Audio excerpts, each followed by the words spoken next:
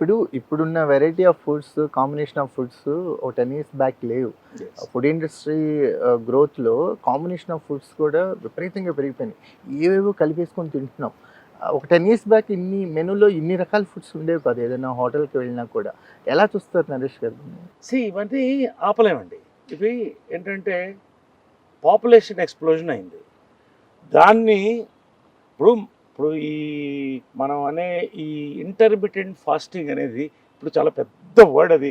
12 hours break. ఇవన్నీ కొత్త కాదు. మన వాళ్ళు ఎప్పుడూ కొన్ని వందల అవును. సంవత్సరాలుగా ఈవినింగ్ 7కి తింటే మార్నింగ్ 7 వరకు ఏం తినేవాళ్ళు కాదు. అదే 12 అవర్స్ ప్రపంచం అయిపోయింది. 6 గంటలకు లేస్తుంది, 6 గంటలకు అయిపోతుంది. ఈ 6 కాదు 7, 8, 9 తిని పడుకోవాలి. అదే చెప్తున్నా కదా! ఇది ఏమైంది మనకి పాపులేషన్ ఎక్స్‌ప్లోజన్ అయింది. ఒక 100 క్రోర్స్ పాపులేషన్ రీచ్ అయింది.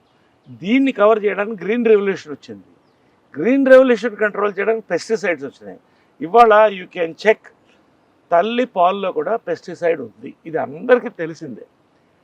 ఇప్పుడు మేలుకుంటున్నాం. ఆర్గానిక్ ఫుడ్ అని కొంత ఒక సెక్టార్ మేలుకుంటుంది. అంటే 40స్‌లో ఉన్నవాళ్ళు. ఇంకా యంగ్ పీపుల్‌కి ఇది ఎక్కట్లేదు. ఓ లైఫ్ స్టైల్ చేంజ్ వచ్చేసింది మొత్తం. మనం ఫస్ట్ నుంచి కూడా వెస్టర్న్ కాన్సెప్ట్స్‌కి బాగా అలవాటు పడ్డాం. బ్రిటిషర్స్ ఇచ్చిపోయింది అది మనకి.